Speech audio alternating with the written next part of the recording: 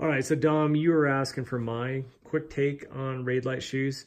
I'll give you kind of a summary at the end. I'll make this fairly quick, but this is the entire Raidlight collection for the US.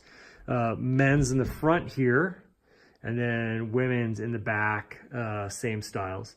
And what I've done is I've put them in order based on what you would find if you go to the website. So if you just go to Raidlight and you're looking for more information on shoes, they'll show you the Revolutiv, the Responsiv XP, and so on. But what I'll show you in the shoes is in this same order.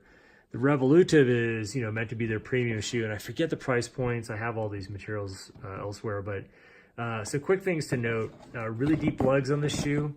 I would also say, just since Dom, you're asking like my quick take, the quality of the build on all of these is really high end, and for someone who doesn't sell a lot of shoes like Raidlight does, they're actually dealing with some really nice quality materials and the build quality.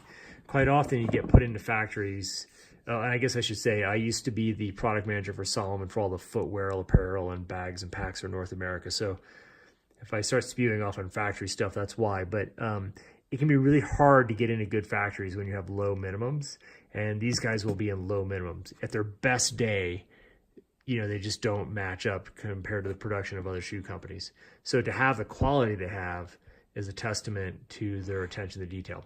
Now, what you'll see in this particular shoe in the Revolutiv is this inner booty, and it's detached kind of all the way around. Now, this is a size 8.5. The other thing to note is that's all Roswell has brought in, and no one in the US has been able to get these things on their feet unless obviously you're an 8.5.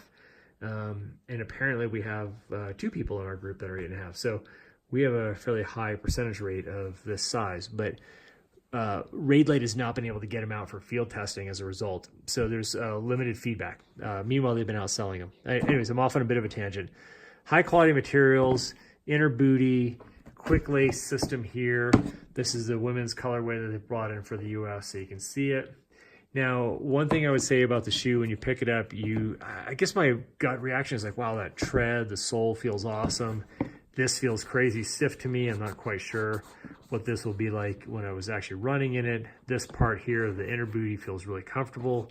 I kind of wonder, it has a neoprene feel to it. What's that going to be like? Now, I was able to get my foot in there. Like, take the sock off, get in there. I'm a 10. So, I'm a solid men's 10. Maybe 10.5 if somebody's running a little short. The toe profile, as much as I can tell from being such a small size, is fairly shallow or fairly low. It's a little bit on the narrower side. So this is a kind of a traditional thing we've seen from European shoes.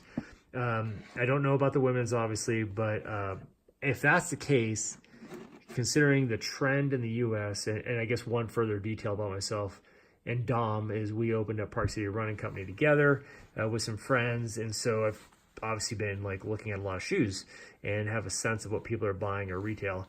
The trend is wider, looser, footbed or forefoot, not this narrower, tighter, but I see this out of European brands a lot. They still think of that traditionally as like, this is a better performance. This is the Responsiv XP, and if you look at the Responsiv XP and their lineup, they say this is their race specialist shoe. It's a 4mm drop. It's if you look at that midsole, that's very Solomon-esque in the way that looks. Traditional lace, which is interesting. Very narrow, very flat toe profile here.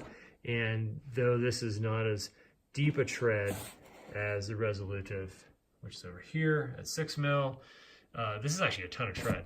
That's a lot. So anyways, that's their race shoe, the 4mm drop. And that is the Responsiv, and then we come over here to the Ultra. Now, I should point out where we've had a male, female of each. This is the only shoe they don't bring into the US, a women's version of. And the Ultra is going after that cushion and height market that you're thinking about. Where the first two definitely have these flat, narrow toe profiles, this one definitely has a looser toe box. Like even in this small size, I can tell it's more comfortable, it's more relaxed. With the lace up, the cushion feels good. One thing to note from having seen a few brands come in at this Max Cushion story, when people are buying Max Cushion, they tend to really want the Hoka feel. Like they tend to really want a lot of foam. Not to say that everyone does, but from a marketing, market perspective. So it'd be interesting to see how this does, but it feels rather nice on foot.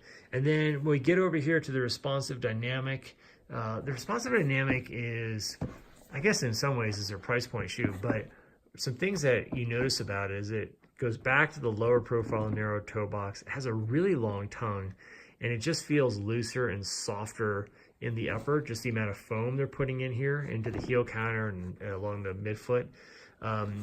Good traction, good midsole again, and that is a down and dirty, super quick look at the Raidlight footwear collection. I said Raidlight, sorry.